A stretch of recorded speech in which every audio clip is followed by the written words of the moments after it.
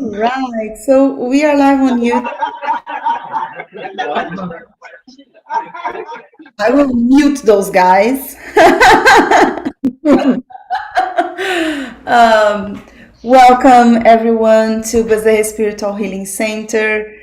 Today we were just talking with each other. It's a very special day because after the pandemic started, you all know that we had to stop our physical gatherings. And today, for the first time, we have the group gathered together back in Sacramento. We are still discussing how everything is going to happen. So, if you are wondering if we are back or not, we are not back officially and definitely, but we this is one of the reasons why the group is together for them to discuss how we could do that again. So if you are in Sacramento, just talk to one of the workers. Regina is there, Sonia, Tania, Brian, Mark, Dave. They are all in Sacramento. So if you need anything, just give them a call. But if you have any question, you are free to look for any of the other workers, myself, Sunshine, Charles, Kathy, and we'll be happy to help you with anything. So that's why today you are seeing a hybrid environment, people physically gathering together, and half of the other people are here virtually. And before we start, I would like to ask our brother Mark to do our opening prayer. Please, Mark. If I could have everyone close their eyes and begin a series of slow inhales and exhales to continue the positive energies that are now extremely present and to prepare ourselves for this service. We thank the spirits that mentor this group and us individually that are contributing to this wonderful day. We thank all the spirits who are here for this experience, to learn, to understand, and to heal and be healed. God, we thank you eternally and so deeply for this time on this planet and the consciousness that continues to raise and be elevated. We thank you for the warmth and love created through relationships, so present at this very moment. And we ask you, God, to bless us during today's education and spiritual portions.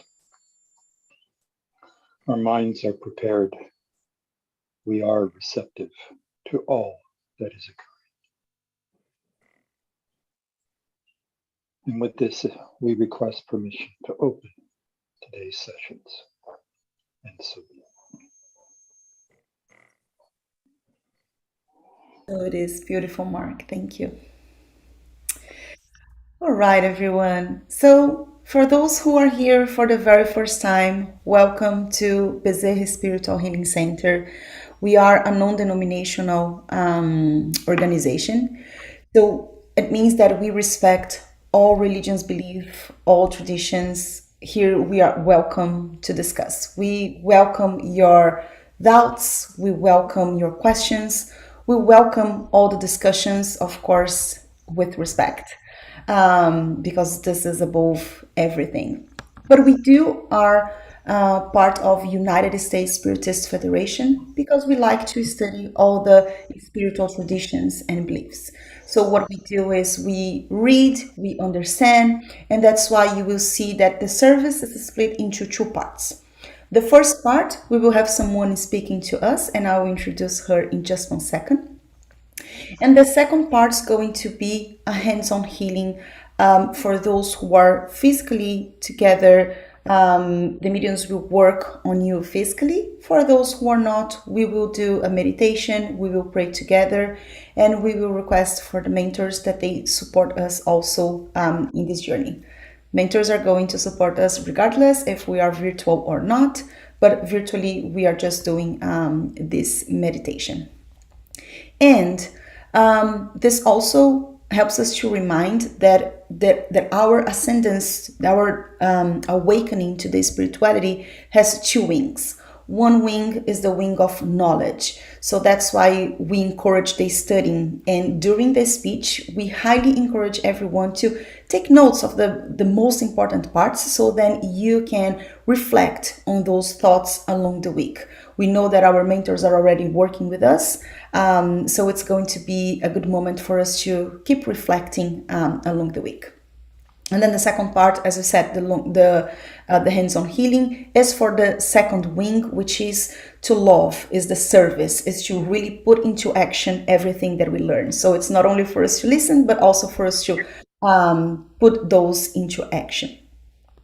And we do have plenty of opportunities for us to be together because we know how important it is for us to do this inner transformation. It's a lifetime journey.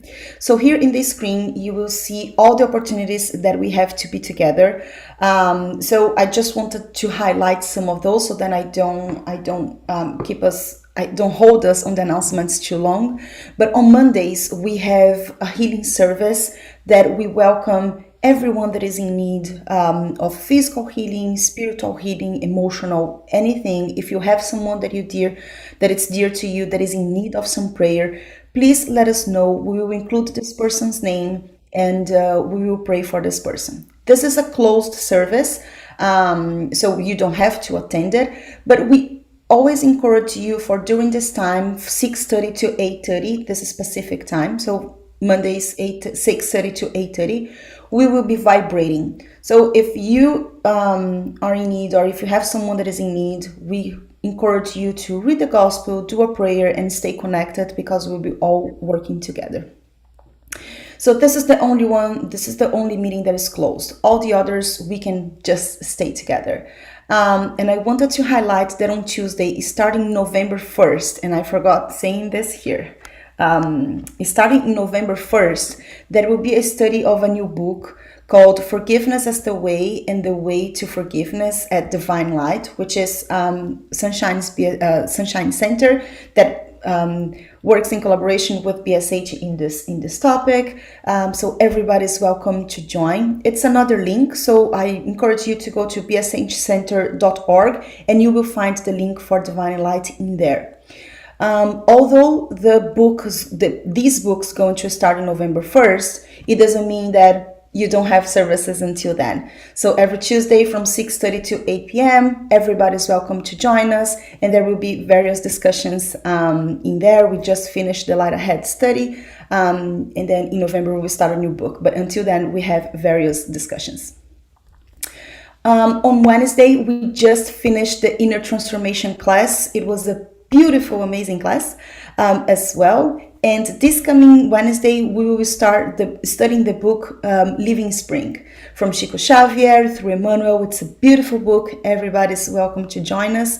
And it's right at the beginning. So again, it's going to be amazing. Wednesday, 6:30 to 7:30. By the way, everything is on Pacific time. Okay, so you just organize wherever you are in the world. And then the other thing that I just wanted to highlight is that we have fraternal counseling. So if you are in need of vent, if you have questions about spirituality and if you just want to chat, we are here for you. So don't feel like you're alone. We know that sometimes life can be hard. So please let us know. A medium will be here to talk to you. Usually we do this from 4 to 7 p.m. on Wednesday.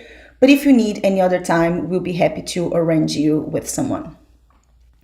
And we also have the daily prayer. So we know that it is in giving that we receive, and planet Earth is in much need of our love. So if you have a time, 6 p.m. Pacific time, every day from Monday to Saturday, we get together for 15-20 minutes only for us to do a prayer from our heart. So everybody's welcome to join us. It's going to be on this link as well. And it's going to be amazing to have all of you joining us. And again, if you have any question, you can go to bshcenter.org and you can just look all the agenda in there. There are some updates going on right now, but you should be able to find everything in there.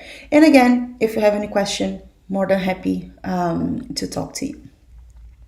So, as I mentioned, we always have someone speaking for us in this first part. So, today we will have our sister Tania Stewart talking to us about forgiveness. Very much needed topic. And for those who do not know Tania yet, Tania is a natural born medium from Brazil who has helped others with her spiritual gifts and mediumship since childhood. At 11 years old, she discovered her connection with the teachings of Christ through the study and teaching of the Catechism in the Catholic Church. When Tania was 26 years old, she was inspired by a book about Chico Xavier's life and decided to pursue the study of Spiritism at a local Spiritist center. Now, for more than 20 years, Tania has been spreading and teaching Spiritism with simplicity and love wherever she goes. Her goal is always the same: to elevate her own soul while helping others to become better servants of Christ. Tania is a founding member and vice president of Bezerra Spiritual Healing Center and co-founder of Brazilian Spiritual Healing. So please help me to welcome our dear sister that will be talking to us on forgiveness.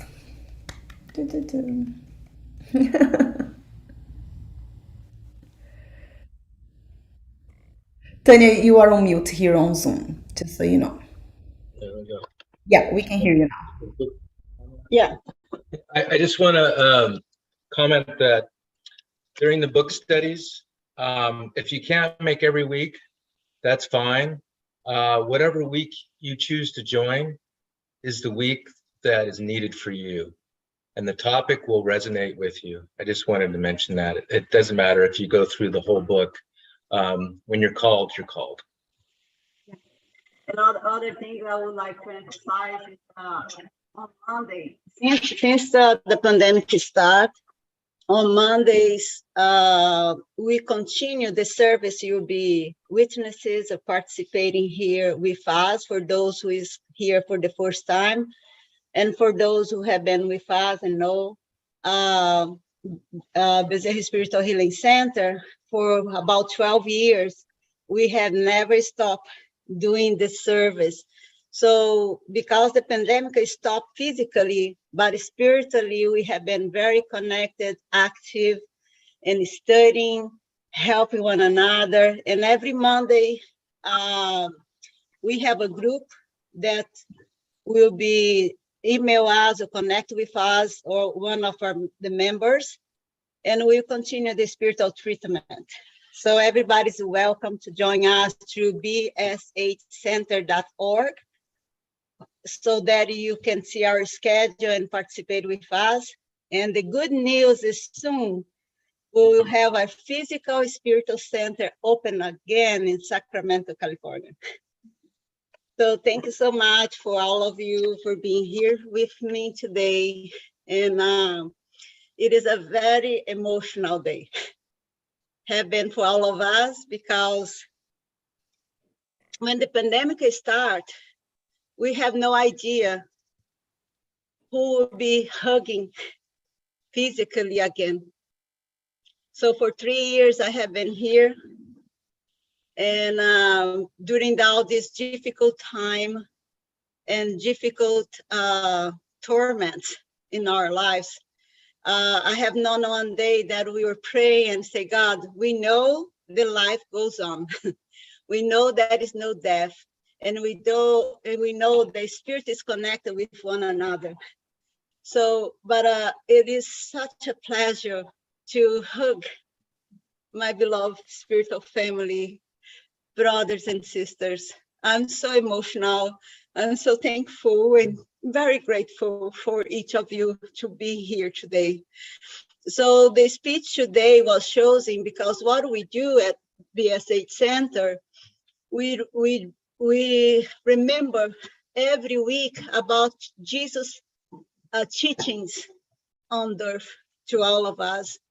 So today, the Spirit is asking to talk about forgiveness because it's the most in need in our everyday lives. So from the book Good News, chapter 10, we will talk about forgiveness today. So I'm just want to join online. I want to join my great brothers and sisters over here. Forgive my focus, my attention. So we'll be sharing with you now the teachings. And I would just ask our brother Brian to read to us.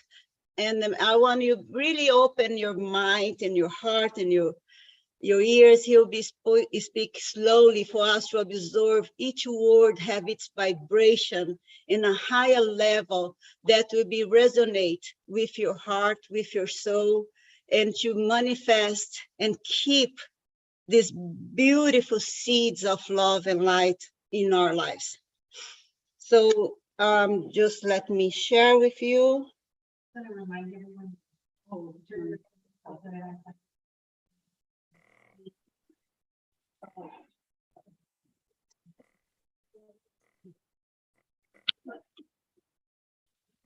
So that is the way I do it.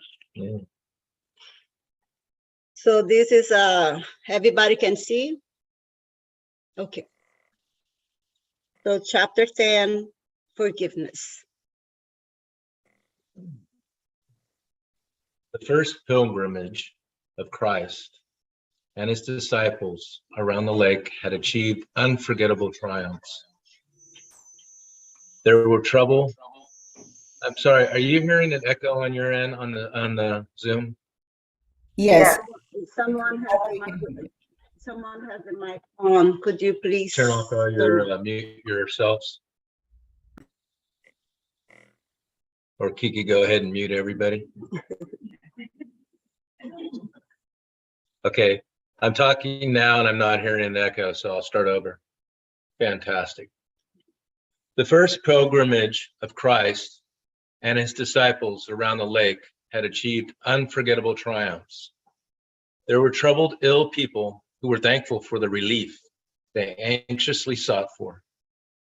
Humble workers who became fulfilled by the holy consolations before the divine promises of the good news.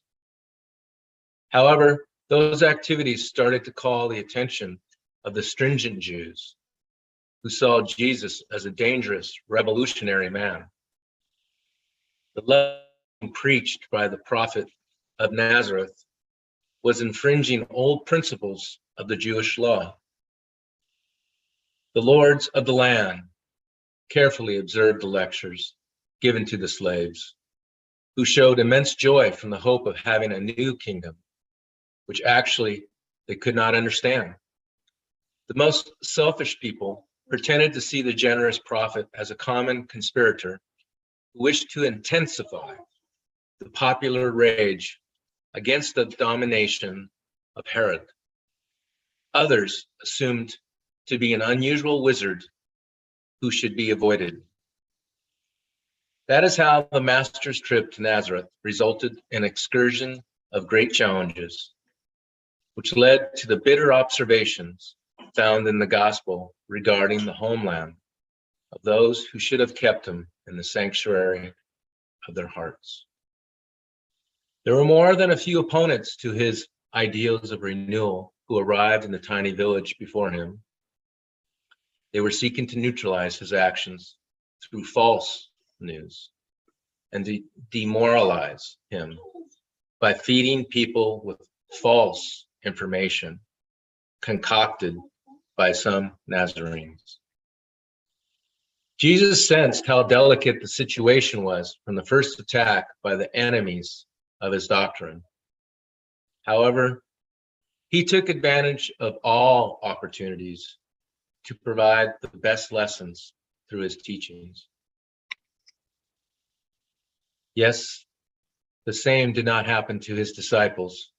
Philip and Simon Peter became involved in serious interrogations with some gentlemen from the region.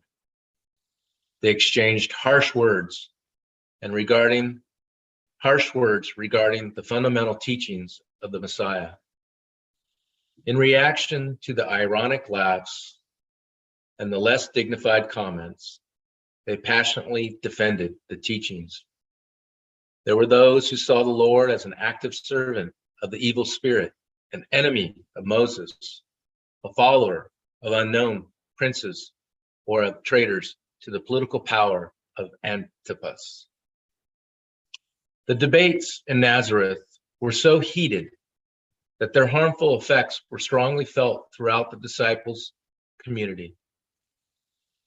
Peter and Andrew defended the cause of the Master with incisiveness and sincerity. James became upset with his companion's analysis. Levi protested, expressing the desire for organizing public debates in order to show clearly the superiority of the teachings of the Messiah when compared with the scriptures. Jesus understood the circumstances and calmly ordered the withdrawal from Nazareth, leaving the town with a tranquil smile. Notwithstanding their determination, and despite the retreat to Capernaum, majority of the apostles continued debating because they could not understand why the Master had not done anything to react against the poisonous insinuations that had been brought against him. Some days later, following the circumstances of the situation, Peter and Philip looked for the Lord, eager for the clarity of his teaching. Master, they called you a servant of Satan, and we promptly responded, said Peter with naive honesty. We observed that you never opposed the challengers, said Philip, who was convinced that he had rendered great service to the beloved Master. For that reason, we fought against the attacks with the strongest arguments possible. Notwithstanding the heated tone of those statements, Jesus meditated with a sweet placidity in his profound gaze, while the followers contemplated him, anxiously looking forward to hearing the word of sincerity and love. Finally, emerging from his silent reflections, the Master asked, would we be able to pick up grapes in the bramble?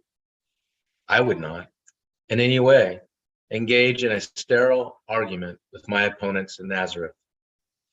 However, I made sure to teach that the best example is always the one from our own work, the one from our most useful effort possible.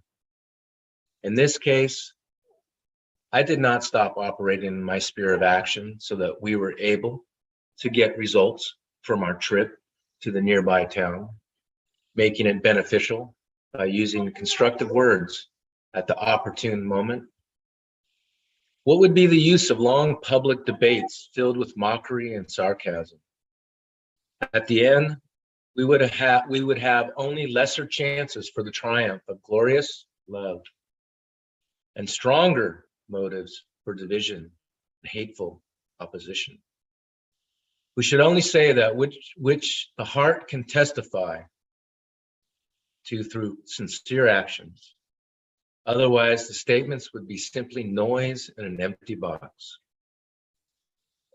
Master, said Phil with some bitterness, the truth is the most of the people who were present and preaching at Nazareth spoke evil of you. But would it not be vanity to expect that everyone thinks highly of us? Jesus asked with energy, sincerity, serenity. In the illusions that individuals on earth have created for their own lives, it is important that we always conduct ourselves in such a manner that they will speak well of us without distinction. To please everyone is like marching through the streets where lies are the convention. To serve God is the task that should be above everything. Sometimes, during that divine service, it is natural for us to displease petty human interests. Philip, do you know any emissary of God who was well appreciated during his time? All barriers of the truth of heaven are misstood by their contemporaries.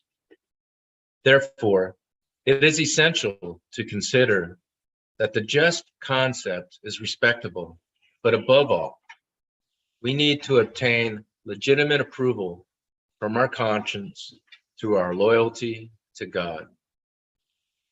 Master, pondered Simon Peter, to whom these explanations were causing great reflection. Shouldn't we use resolute and equitable words in the most important events of life? Naturally, that which is necessary should be stated in every circumstance.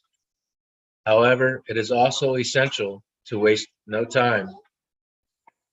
Clearly showing that the explanation did not satisfy him fully, Philip said, Master, your clarifications are indisputable. However, I need to add that some of the companions were unbearable during the trip to Nazareth. Some accused me of being a bully and disrupted. Others accused me of not understanding your teachings. If your own brothers and our community show such flaws, what will be the future of the gospel? The master reflected for a moment and replied, these are questions that every disciple must ask himself. But so that I may clarify, Philip, regarding the community, I must ask, have you already built the kingdom of God in the depths of your spirit? The apostle hesitantly answered, it is true that I have not. Within this reality, you can observe that if our school were constituted of perfect brothers, it would no longer be open to criticism if and when a friend who had not yet gained the divine knowledge joined us.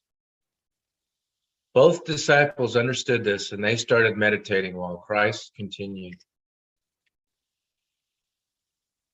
It is indispensable to never lose sight of our own work, to know how to forgive with true spontaneity of the heart.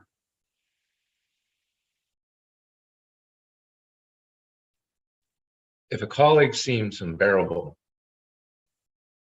during the labors of life, it is possible that sometimes we are also considered as such. We must forgive our opponents. We need to work for the good of our enemies, to help the ones who mock our faith. At that point of the explanation, Peter asked, but in order to forgive, shouldn't we wait for the enemy's repentance? And what should we do if the malefactor has the attitude of a wolf in sheep's clothing? Peter, forgiveness does not exclude the need for vigilance, as love does not dispense with the truth. Peace is an asset that every heart is obligated to defend in order to work well in the divine services that was entrusted by God. If our brother repents and seeks our fraternal assistance, we must support him with all the energy that we can spend. However, in no circumstance should you ponder if your brother has truly repented or not. Forget the evil and work for the good. When I taught that every man should quickly reconcile with his adversary, I emphasized that no one can go to God with a sense of hatefulness in the heart. We would not be able to know if our opponent is willing to reconcile.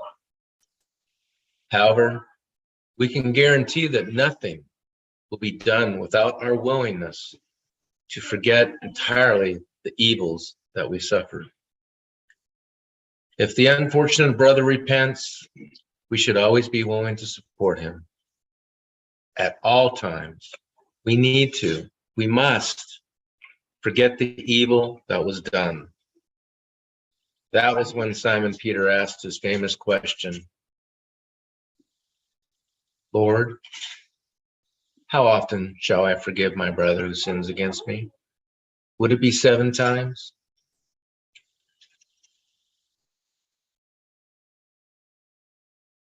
Jesus calmly replied, do not say to you 7 times, but 70 times 7. Thereafter, the master always took advantage of the slightest opportunities to teach the need for mutual forgiveness, but between individuals in the sublime work of redemption. Whether accused of being a wizard, a servant of Satan, or a conspirator, Jesus always demonstrated great goodwill toward the lowest spirits of his time. Without disdaining the good word at the opportune moment, he worked every moment for the victory of love with the highest practical idealism.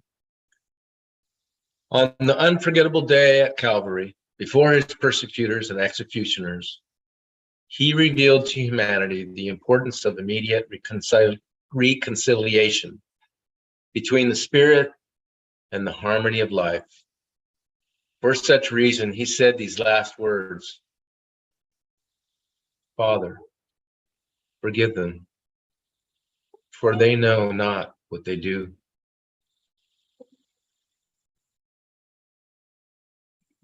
You're welcome.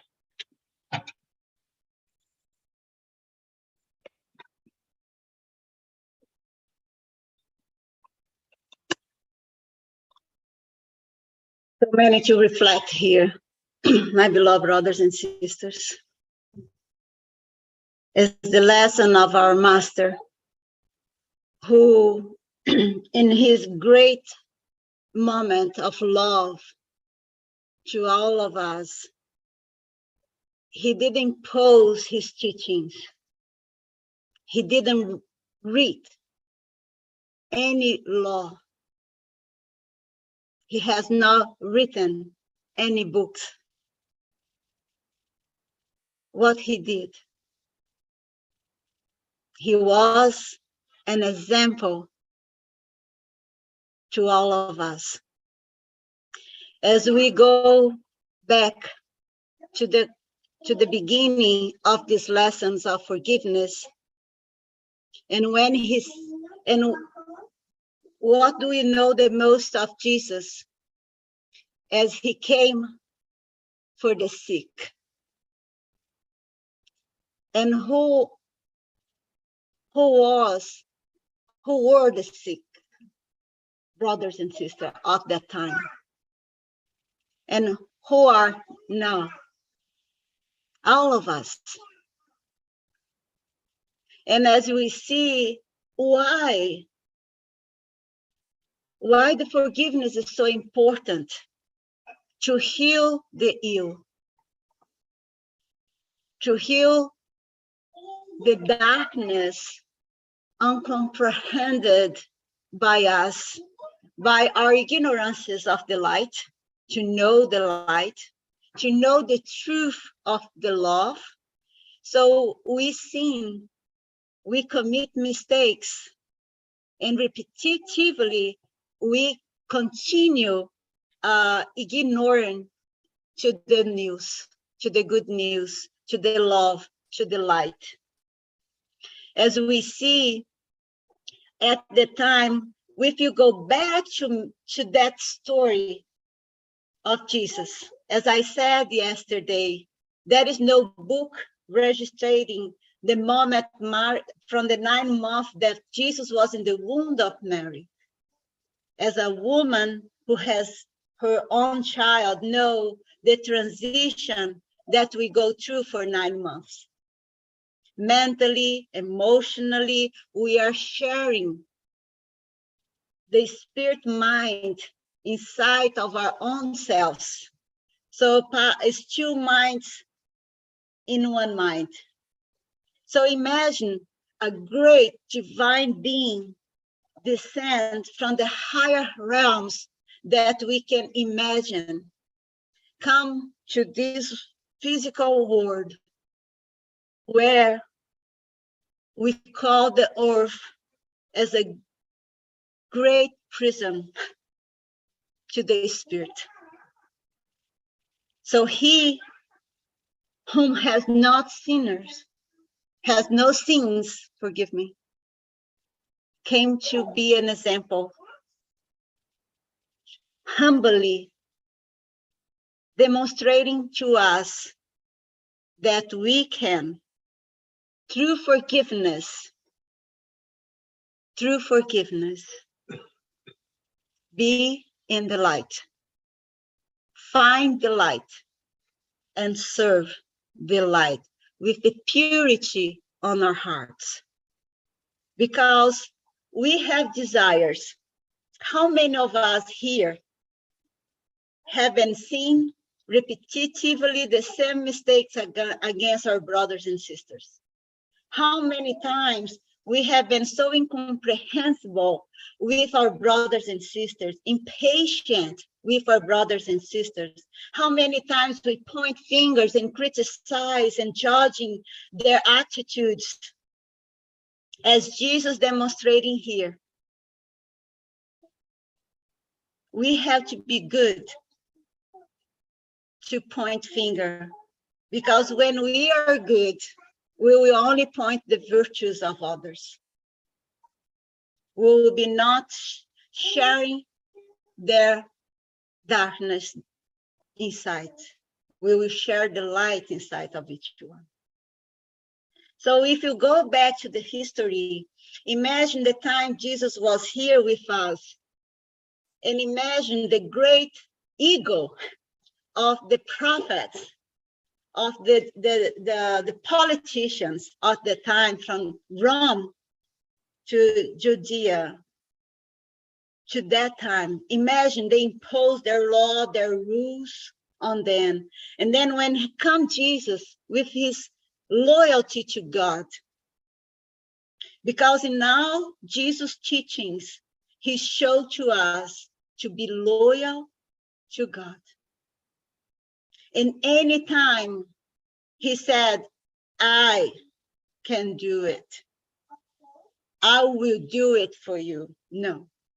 The only time that Jesus said about himself was, I am the way, I am the path, I am the light that gather you to God.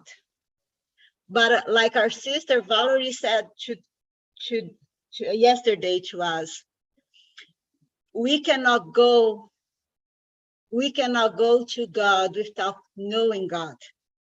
So we have our lower self, and we have our mental self, and we have our spiritual self in the higher realms. And what is the higher self? Where the higher self connected, and whom the higher self is with God. So Jesus knows the way, and he, if you believe, he was not born pure and stay pure. He has to come to all the evolution that we have come from, that we are passing now. Because how can we learn about our mistakes without fall for them? How can we know that was bad? How can we know what is good if we do not know it? So was God divide us for this group will be imperfect and this group will be perfect? That would be not a God. No, don't you agree? As our dear sister Valerie said again yesterday, remind us, who is God? No? Who is God? And he is the divine intelligence, supreme intelligence. So he, in his supreme intelligence, he could not divide his children. He could not. So the same way why Jesus teach us, because he learned the hard path. He would tell us in front, don't choose the wide path, choose the straight path. Because my beloved brothers and sisters, when we think about that, when we come to the world of material, we have to go to a very narrow hole to come to manifest our spirit in life. I'm sorry to be in this expression, but imagine if it was wide. Imagine. So will be so many of us, and will be not learn the lesson of the painful if our mothers who has this child in naturally birth.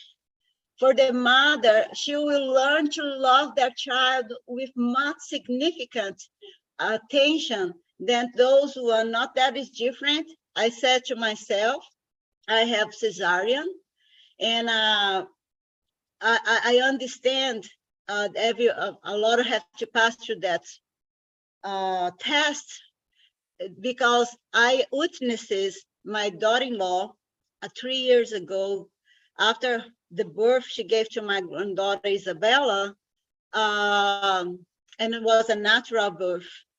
And I have witnesses others with cesarean, because it takes a lot of energy from the mother to open the physical body, all that process. And I witnesses a great light. I witnessed this before, how was her chakras energy level, her aura energy level, and I witnessed this after. The mentor said, I want you to pay attention to that. But it is amazing that what you manifesting, what God's bring to us through the sacrifice. So it's in this sacrifice of the narrow path, the straight path, that we will learn to be aware about our defects and the defects of our brothers and sisters around us. And we too have responsibilities when we know more, not that we are better than anyone, but if you know more, have more knowledge than others, is our responsibility to be compassionate. What Jesus did here in the moment of confusion, of judgment and criticism, excuse me, and even calling him the servant of Satan. Did bother him? No. Didn't bother him, because he was not. What he did is simplify. He's silent in front of that accusation. He's silent himself.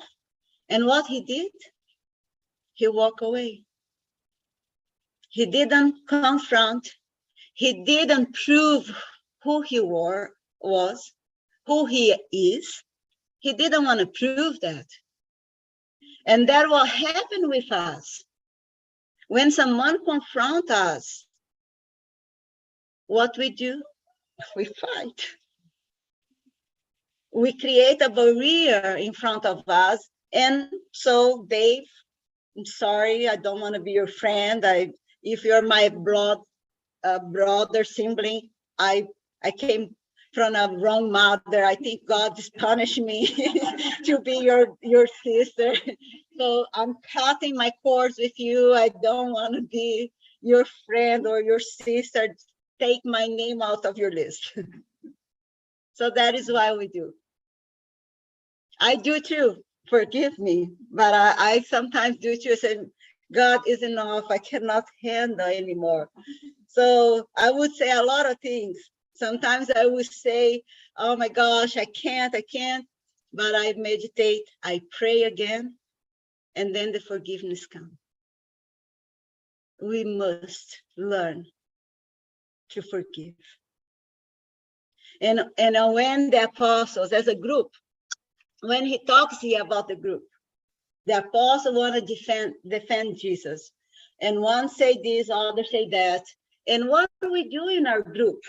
A spiritual group, or in our home, in our family, in our community, in our job, with our co-workers. Even I always use as example driving. For me, is the great task to show who I still here on earth, why I still here, because that is the moment I know myself the most, isn't it? When you be impatient with someone pushing you, when you're impatient when someone just cut you, almost make you have a wreck, and or someone is just do not get out of in front of you or behind you. So we get so impatient. So that is the moment I taught myself the most, to be humble, to be simple. If someone, it is not in a way, in the same harmony energy you are, take away. Take the path of it, the right path or the left side, get away of it. If someone get in a discussion, don't answer immediately. The lessons we have on Jesus, so calm down, breathe deeply, and get this goal. That brother, that sister will come back. Or if they do not come back, like when the apostle asked, what to do if they do not want to forgive us, no? Or should we, Dave is the one who hurt my feelings. So Dave is the one who has to come to me and ask for my forgiveness. No? And what Jesus taught here differently way. We should forgive anyway. We should not wait for them to come. You be what? Example, isn't it? Be an example, forgive anyway.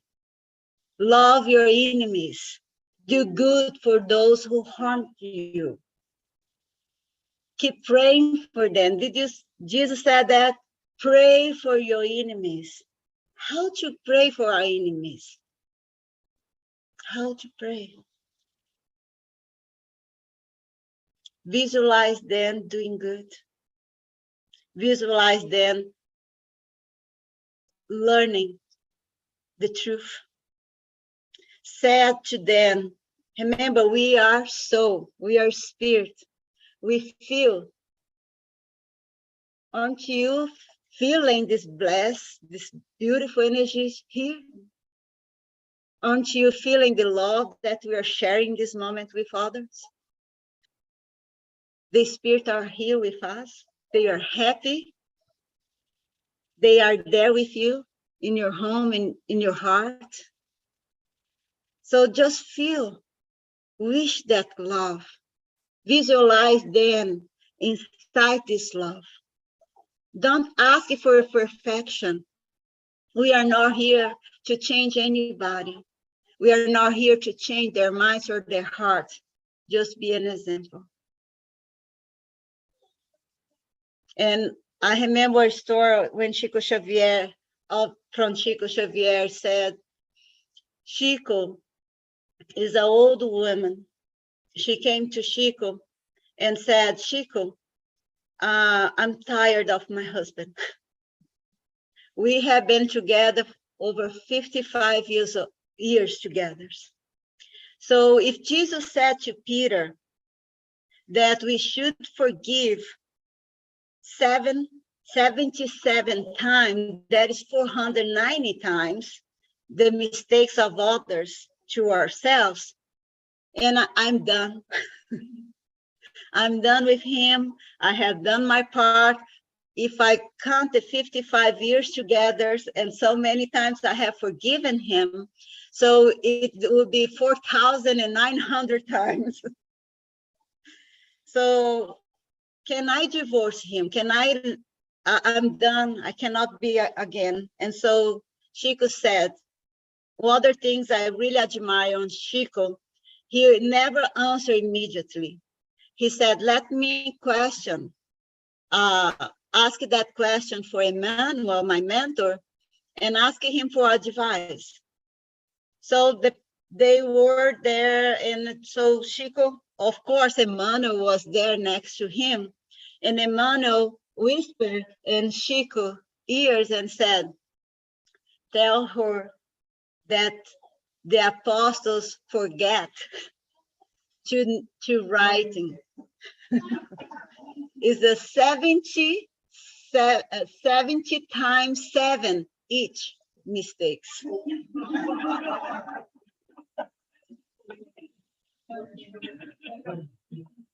So Chico said that woman cried. She left, and a year later, she came back to Chico, whom could not support her husband anymore. And she came crying, "Chico, do you have any message from my deceased husband? I miss him dearly. Can you please give me some comfort to my heart? Bring me a message from my lovely husband." So you see, in that moment, and when Emmanuel just said 77 times each mistakes, so make her to reflect. And one thing I love the message here, can we be in the shoes of others? Because if someone is the heart full of, we say, how to say fail? Like bitterness, no? Yeah, if your heart is full of bitterness, how can you expect love from that heart? How can we expect, no? And if our heart is full of love, what should we do? What should we do? Then just share love, share compassion, being patient with those. So for this moment, my beloved brothers and sisters, I just will ask us to reflect. As Chico asked, have we had the kingdom of God in our heart, in our spirit? When we have building, when we have built the kingdom of God in our heart, we will be able to go through all of this and continually following the Christ step, put step under, following the example of him, of all the Christ, of all the great ones who have understood, no? And after they understood and they live in the kingdom of God in their spirit, they will be a great example that we call the disciples of the Christ. No matter what religion, no matter what we are, we have to remember the Christ atmosphere, the Christ realms is populated by trillions of Christ. Because, my beloved brothers and sisters, that is the straight, narrow path to go to live in the Christ stage, to be this beautiful, bright light, to be a light to one another, to be a light to the community, to your family, to the world. So when we complete that stage of evolution as a mineral, vegetable, animal, human, angels, and Christ. That is our stage of evolution. That is our path. It has to be narrow.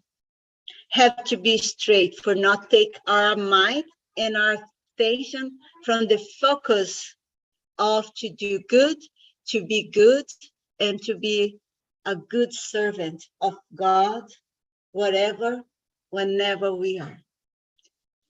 So let's reflect on that. If I am ill, I need to reflect whom I have offended, whom have offended me, how I can forgive. It's already in the past. No, it's everything's alive inside of us. And we have to take that seed that have sometimes a strong root. We need to go to deep and take that root out of our heart, out of our soul, and to be able to forgive and remember the message he gave to Philip or to Peter, to forget. If we are not able to forget and we repeat this, I have forgiven, but I have not forget. It's no good. We have to move forward. Go deep inside during the meditation for the passes. Go deep inside of your heart and just have the desire. Have the desire, because Dr. Paul is saying, we cannot go deep inside of your heart and take the root out as the gardeners do in our backyards or in our front yards. You are the gardener. You are the gardener of your soul.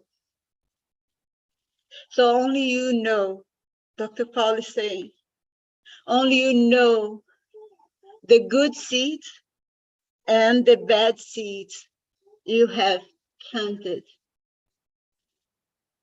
in the land of your soul. So he invites us, beloved brothers and sisters, please be a good gardener. Be a good gardener to yourself. Thank you so very much. Thank you. Thank you. Thank you. Thank you. Thank you. Wow, Tania, that was very touching. Thank you so much. I think that the piece that resonated with me at most um, is when Jesus said, "Peace is an asset for every heart that every heart is obligated to defend in order to work well in the divine service that is entrusted by God." Showing the importance for us to keep that peace inside of us, right? Instead of like if we have someone trying to trouble us, it's our duty to keep that peace inside of us. So it's a beautiful reminder. Thank you, sister. And the other thing, just before I pass the word to anyone who has any questions or comments, I always like to remember what St. Francis of Assisi told us: preach the gospel all the time, but use words only when necessary. Which again reminds us to live the Christ as an example. So beautiful, beautiful. Thank you, sister. Does anyone have any questions or any comments that you would like to add for today's speech? Yeah, I wanted to say, Tania, thank you so much. I loved your talk, and I loved the chapter too. And I particularly when you right here now at the end you said that when we are sick, then we should ask ourselves, who do I need to forgive? And who have I offended? In other words, about whom do I need to forgive myself, right? So it's both directions, forgiveness. That really hits the core. This is really important what you said there from my perspective. Andre Moreira in the book Healing and Self-Healing confirms that his bottom line is when we are sick, It's a matter of the heart because we have not forgiven, starting with the self. So you really, and that's why I wanted to highlight it, because we'll all get sick in body, mind, and spirit. To know that as a piece is vital. It's forgiveness. It's really the core of our work. And that's why Jesus said 70 times 7, in other words, endlessly. And we have, of course, a very difficult time with it, but it's essential. So thank you so much, Tanya. I loved it. Anyone here would like to comment and make a If I may add something. Thank you, Tanya. Great topic, great presentation. I appreciate that. I just wanted to highlight that closing quote that Jesus asked, Father, please forgive them. Because for you to forgive somebody must be offended. And Jesus is above that. Jesus have never been offended by none of us. That so much that instead of us saying, I forgive them, he asked the Father to forgive them as they don't know what they do. So that's a great aspiration to reach that level where nobody can affect us or offend us. So thank you so much. What Jesus did. Tania, we can't hear you, sister. I think you're far from the mic. Thank you. Okay, what we have to say is that when Jesus came to earth, remember Zacharias or Isaiah, I always forget, Isaiah, I always forget, 2,000 years before, he already described what Jesus was coming to pass to the world. So everything is planned, past, present, and future. Everything is planned. So what Dr. Paul has said yesterday, emphasized yesterday, we must let go the past. I don't remember, but our brothers and sisters was saying people have some problem in the left side or the right side, and he was telling the left side represent the past and the right represent the future.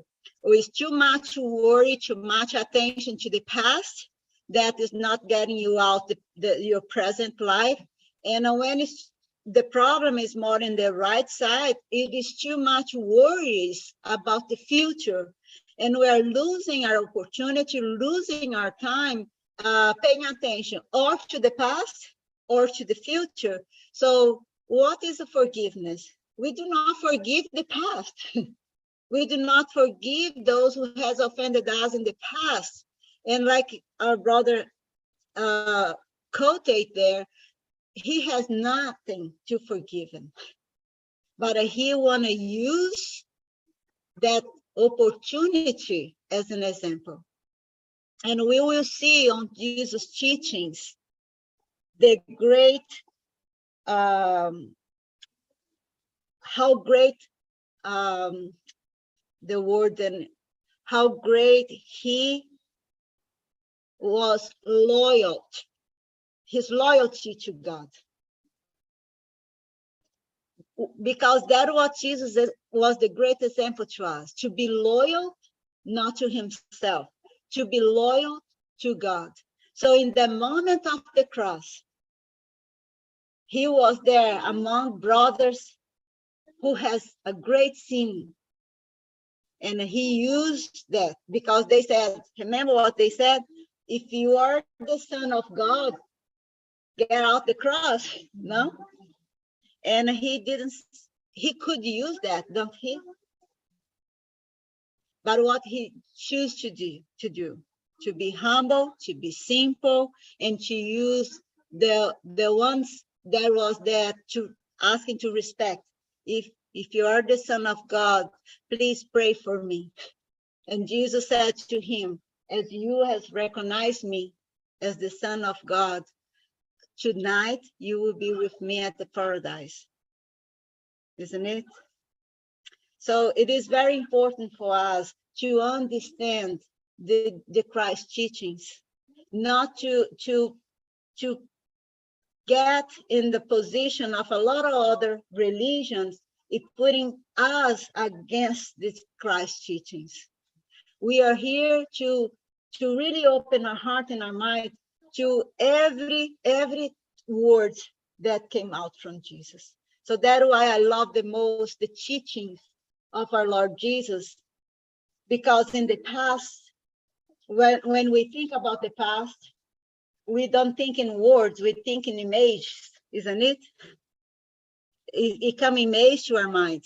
So everything, if we are the oldest we are here, I think is our brother Dave. Sorry, Dave, picking you up today. So if you think about your childhood, don't you think in image, you think as a boy, a little boy, or some situation will happen with you. So everything is printed in the universe. So what I love the mediumship, the great teachings of the good news is that the spirits in the higher realms, as Emmanuel goes to that time, and Chico said, and during the night, his spirit was going to astral travel, astral to the past time, to see like a big screen, the life of Jesus on earth. The moment before the preparation, the moment on his birth, and the moment of his childhood, the youth, and until the last time he was here with us. So that's why I love this, the good news, the teachings that's printed in the universe, so all of us can reach it through all the Christ, through all the great ones. So we connect with them. So that's why they know the past, they know us very well, they know the present, and they know the future. So if we, Jesus is a great example for consciousness, is a great example of what? Focus and determination on his path, on his evolution. As Dr. Paulo said, none gardener can come and take the roots out of our garden. We are the only one who can take them off and replace it with a good seeds. Any one of you, sorry, I'm speak to Mark. Any one of you, please say something.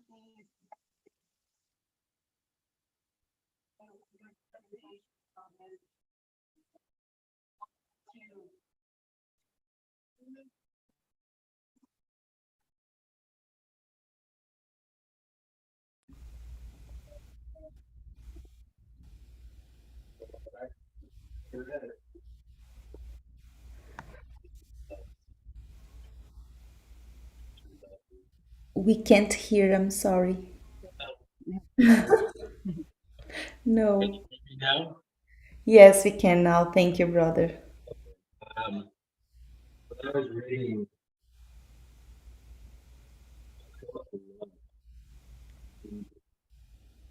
I felt We can't. from that love, the pure love, purity of the heart. Um, it just was so sounding. It was strong. It was powerful, and the message that I'm getting is the way to forgive is truly to just love. And I had this morning, I like to do the gospel and Jesus in the home in the morning when I wake up and have my cup of coffee. It just helps keep me on that narrow path. And I have this cat named Momo. And Momo was at the counter chair, and all I did was just say, Momo. And she comes charging and goes into my lap, and she just starts purring.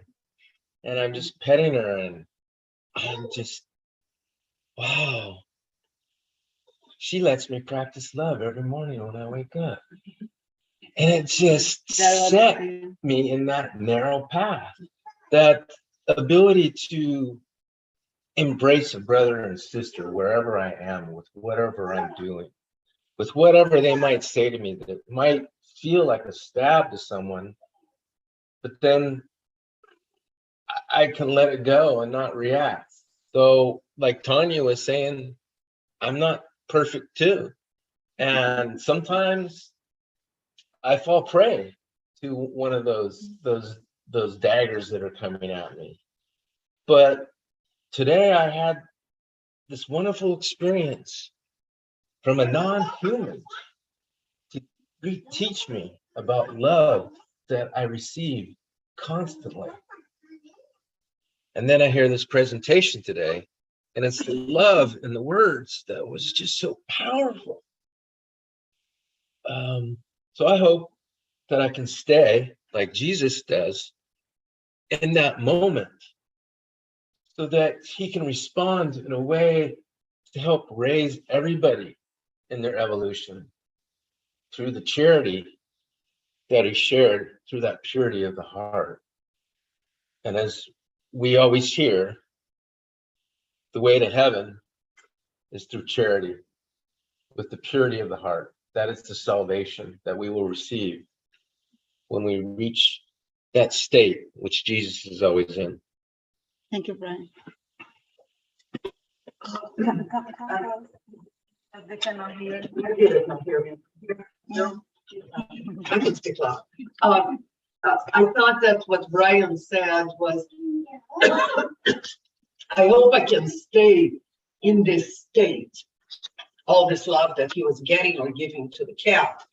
But I feel that the challenge is there's the cat with the love, the exchange, but there are all these, let's say, 10 people around you that have hurt you. And you had said, how can you project this love when you have so much pain in your heart?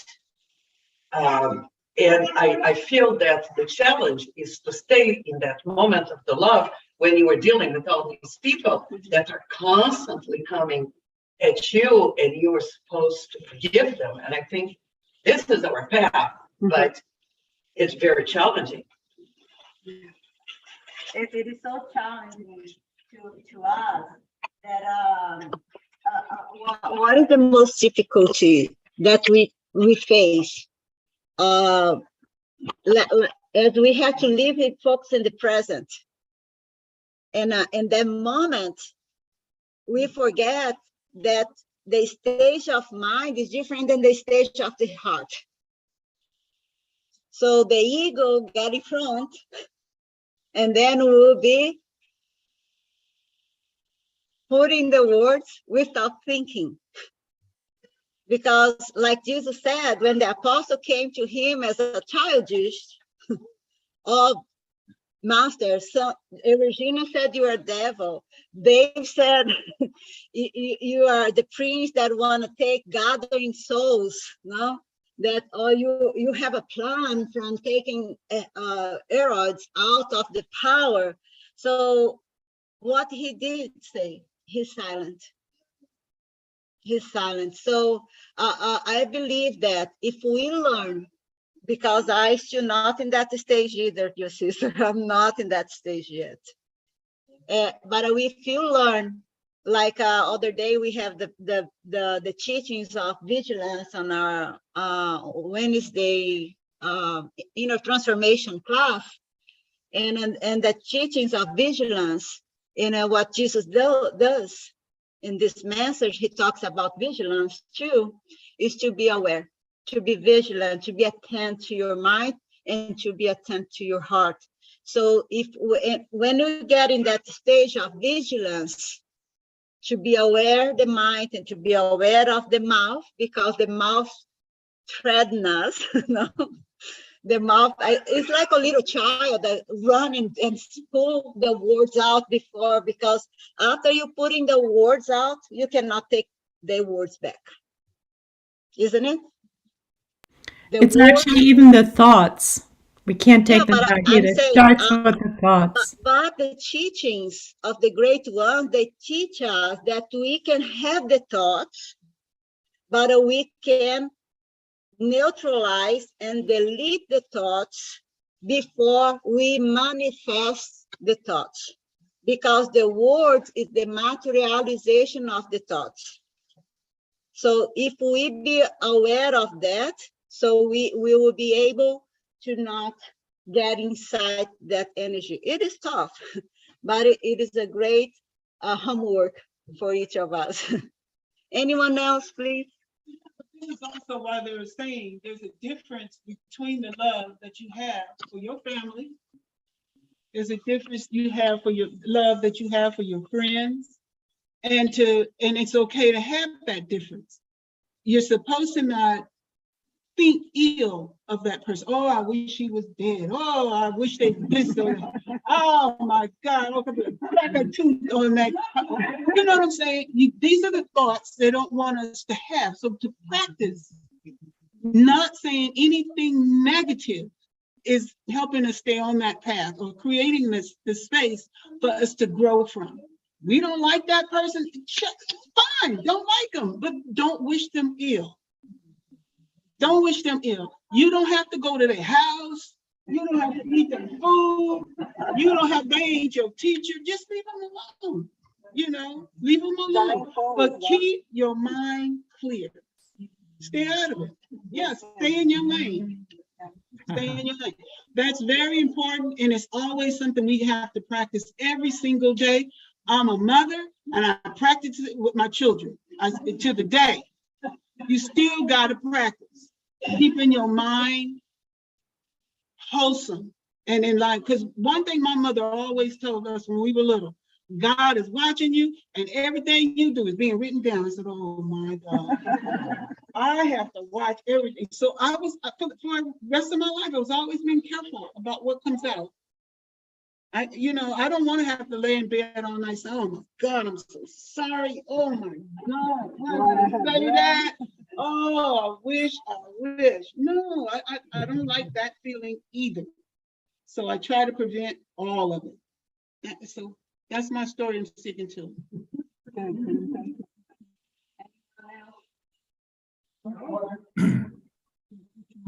Bonnie described is to say, thank you for this opportunity to grow.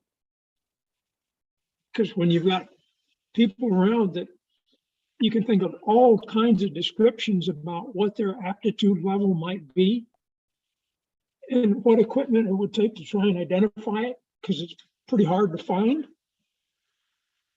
Shut up. Thank you for this opportunity to grow. I didn't know I needed it, but wow, I got it. I probably needed a lot more. How important is our discussions about the teachings? That's true. Sister, do you want to go to the passages and then you keep discussing there? So she wanna say. For me, I've always looked at forgiveness and heard people talking about it, and I go, yeah, so what? How am I supposed to do this? And for me, either it's a mental, emotional, or physical thing that I'm feeling. So if I'm feeling something physical, it's hard for me to connect mentally on how to deal with this. And so my dad and I have gone back and forth since I was a teenager, pretty strongly. And there were a number of years that we didn't speak at all.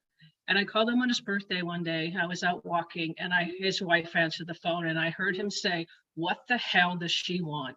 And with that level of anger, everything in my body exploded. And I remember looking down and going, wow. And I let go in that one moment. And I learned that from my cat. Interesting, Brian. I used to pick up the cat and throw him over my shoulder. And the first thing he did was he let go. And in that moment, for some reason, somehow, I let it all go. All that stuff that lit up, the chakras, the aura was like exploding. It stopped. And in that one moment, I forgave him, and our relationship changed. Wow. And it's gotten better and better and better. But it's because it was the physical thing for me. It wasn't the mental going back and forth. It was what lit up in my body that hurt when he said those angry words. And he doesn't realize the intensity of anger that he has when he speaks. And he's so, now I call him on it, and he goes, well, I'm not mad at you, but yeah, you are. You're throwing it out there. So I'm teaching him, and he's learning, and it just keeps getting better and better. So. And you're able Yeah, it's me that changed. It was in the past, I'm a child, he's a parent, you need to apologize. But it doesn't work that way. As soon as I made that shift, he came right along with me. Yeah. I was going to read a letter by Einstein to his daughter. And in it, he said, it may take a while, but I want you at some point in time, it may take 100 years, but to please let out what I truly believe that the greatest force in the universe is, and that is love.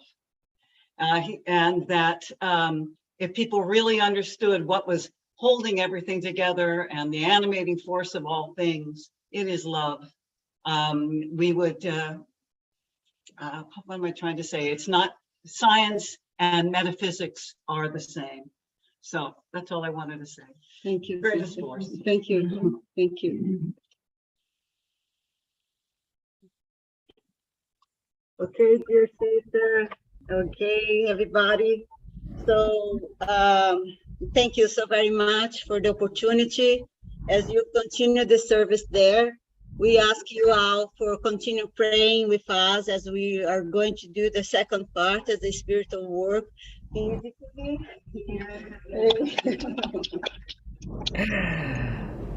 you, sister. Don't be jealous, okay? Of course we are. We are in a good jealous. You are all here with us, and I love you guys. Thank you so much for the opportunity. God bless you Amen. all. We are- Amen. Have a good service in there. For those who are here, you can go, sister. That's totally fine. I'll just let everybody know. We will run the passes and we will do a quick meditation in here. So, bye bye, everyone. It was lovely to see you all. Please keep Bye.